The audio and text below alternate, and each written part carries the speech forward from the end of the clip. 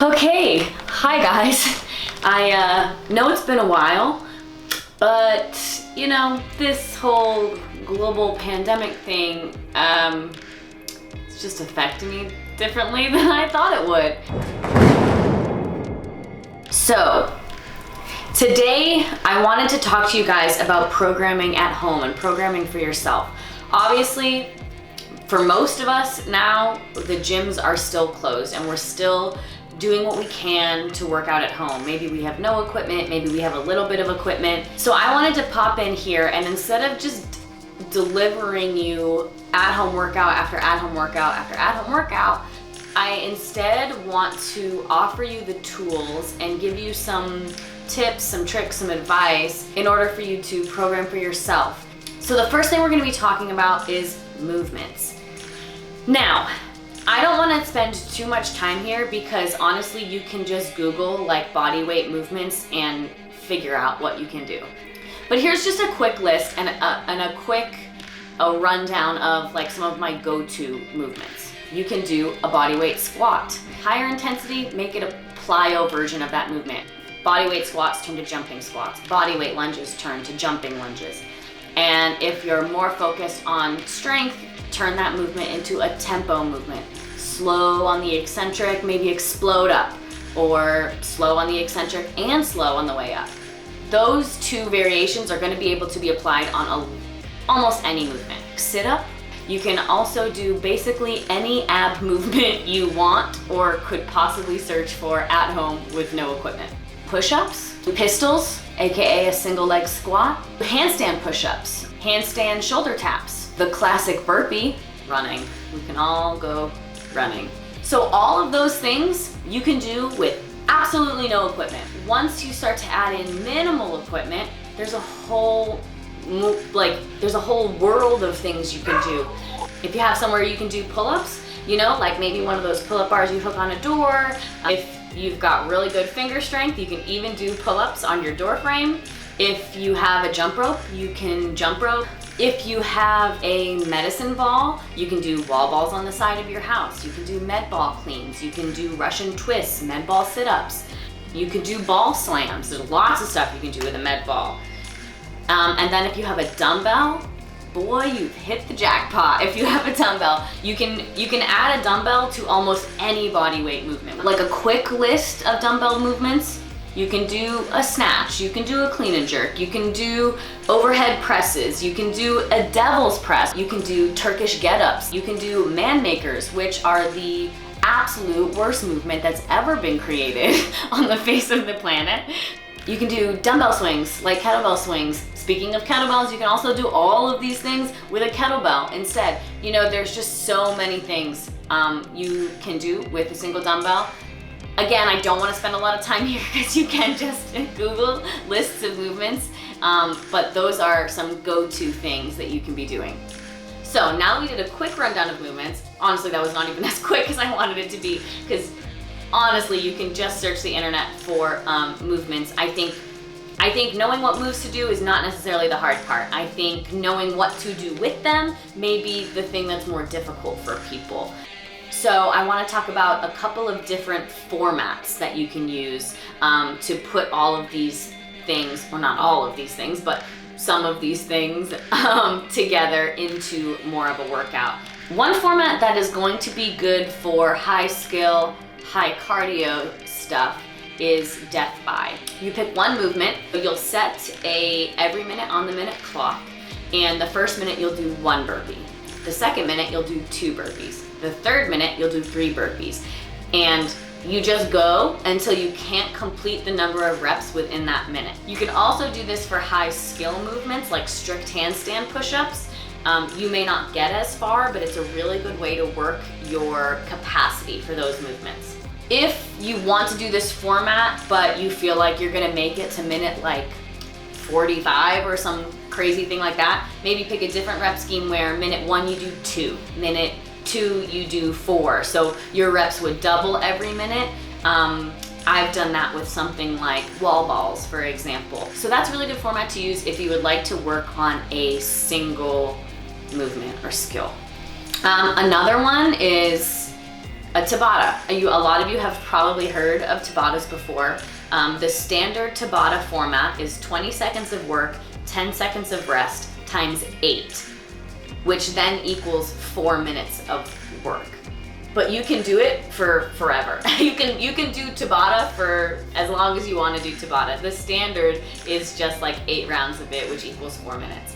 And for this, you can pick one movement, or what you can do is pick a few different movements and turn it into a circle. So maybe you do 20 seconds of V-ups, rest 10 seconds, 20 seconds of lunges, rest 10 seconds, 20 seconds of another, rest, 20 seconds of another, rest, and then kind of repeat that 4 movement cycle as many times as you want. Another format, which I kind of mentioned during Death By, is an EMOM. An EMOM stands for every minute on the minute. And you can pick 2, 3, 4 movements to rotate through, and then kind of just in whatever time, like maybe if you do 3 movements, you want to do like a 15-minute EMOM. So then you'll end up doing 5 rounds of those 3 movements. Anyway, so you can pick movements, and I'll talk about how you pick movements later and the way to put movements together. But whatever movements you pick, you want to then pick a rep scheme for that movement that allows you to finish within like 30 to 45 seconds of that minute.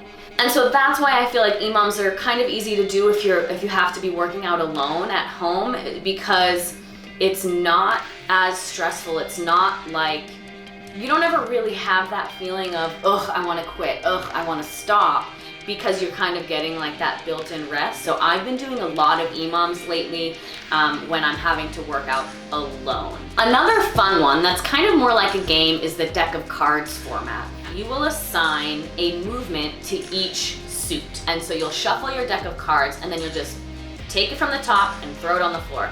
And whatever the number on the card is, that's how many reps you do of whatever movement the suit aligns with. And obviously, like, Jack is 11, Queen is 12, then King is 13, Ace is 14.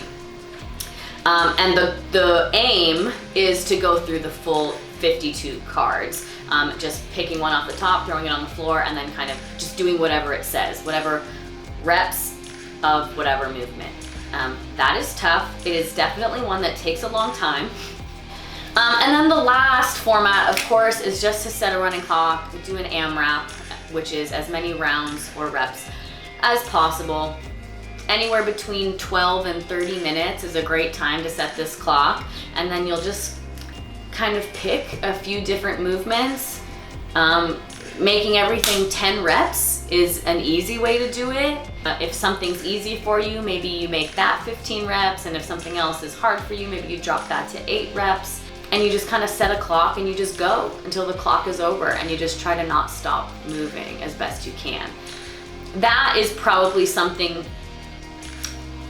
more for people who have kind of been doing this for a long time and they have a better idea of how to pair movements and pick rep schemes and go at a pace that is going to make sure they are getting a good workout in. Now you have all these formats, but like, how do you pick which moves to do within these formats? And there are 2 ways, I mean, there are a million ways you can do that, but there are 2 ways that I like to pick stuff.